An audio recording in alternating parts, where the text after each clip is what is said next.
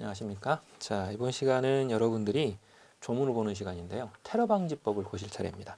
지난 시간까지 여러분들이 뭐 테러니, 암살이니 뭐 이런 부분들에 대한 여러 가지 유해 요소들을 봤는데 관련 법령이 바로 테러 방지법이죠.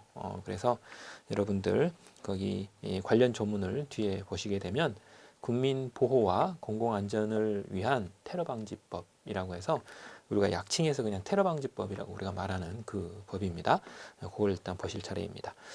근데 이제 교재가 만들어지고 나서 2020년 6월 9일 날 테러 방지법이라고 하는 법률이 개정이 됐습니다. 그런데 개정된 내용을 봤더니 국어화 작업이라고 하는 걸 했어요. 이게 뭔 말이냐면 한국말로 약간씩 이제 좀 알아먹기 쉽게끔 바꾸는 작업을 몇 개 했습니다. 그래서 전체적인 법 조문이 바뀐 게 없어요, 사실은. 그래서 2010년 6월 9일 날 바뀐 내용을 제가 중간중간에 지적을 해드리면서 이제 말씀을 드릴게요. 때문에 교재를 바꿀 필요는 없습니다. 교재 바꾸지 않고 충분히 볼 수 있는 부분이고요. 이제 이 내용 자체가 바뀐 게 없기 때문입니다. 대신 이제 뭐 한글처럼 즉 한자 형태로 되어 있는 일부의 용어를 이제 한글로 일반인들이 알아먹기 쉽게 한 몇 개를 지금 바꿨거든요. 그 부분만 제가 이제 설문이 나오는 부분을 제가 이제 지적을 지나갈 때 한번 하면서 말씀을 간단히 드리겠습니다. 그러니까 이제 뭐 교재를 바꾼다거나 법전을 바꾸는 건 안 하셔도 됩니다. 자, 그냥 그대로 보시면 되는 거고요. 자, 그러면 법률부터 보겠습니다. 교재는 페이지가 120쪽입니다. 120쪽에 보면 법률이 있고 그 뒤에 보면 시행령이라 그래서 대통령령이 뒤에 붙어 있는데 연속적으로 그냥 두 개를 같이 그냥 보도록 하겠습니다. 먼저 법률을 먼저 보는데요. 국민 보호와 공공 안전을 위한 테러 방지법인데 2018년 10월 18일 것이 교재에 실려 있는데 2020년 6월 9일 날 법이 바뀌었다 그랬습니다. 그런데 뭐 한글화 작업이라고 한 걸 해가지고 뭐 법률을 이대로 본다 하더라도 뭐 그다지 큰 문제는 없는 그런 부분입니다. 그래서 일단 그대로 보는데 제 1조 보죠.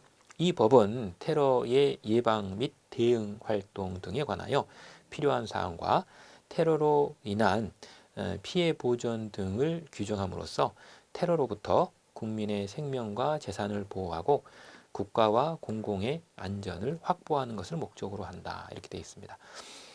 이제 여기서 제 1조가 아직 시험 문제가 나온 적은 없어요. 그런데 거의 대부분의 법률 1조가 그 전체적인 흐름을 이야기하는 그런 부분이죠. 그러다 보니 거기 목적을 몇 가지 지적을 하고 있습니다. 물론 가장 중요한 것은 테러 예방과 대응을 하고자 하는 게 가장 중요한 것이고요. 그리고 그 테러로 인한 피해 보존도 같이 규정을 한다. 이렇게 되어 있습니다. 그래서 결과적으로는 테러로부터 국가와 국민을 보호해 보겠다. 이게 이제 기본적인 취지인 것이죠. 자, 그리고 이제 제2조는 테러의 개념입니다.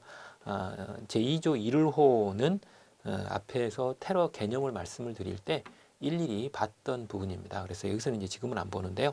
별표는 2조의 1호를 별표를 3개를 일단 붙여두시고 여기서 이제 1호의 본문 내용을 제가 잠깐 다시 한번 제가 읽어보겠습니다.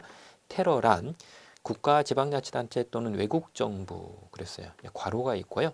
괄호 안에 보시면 국제기구나 외국의 지방자치단체 같은 부분도 포함이 되어 있습니다.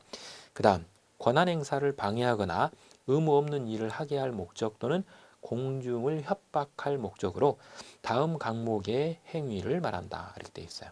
그래서 가목부터 마목까지가 포함이 되어 있습니다.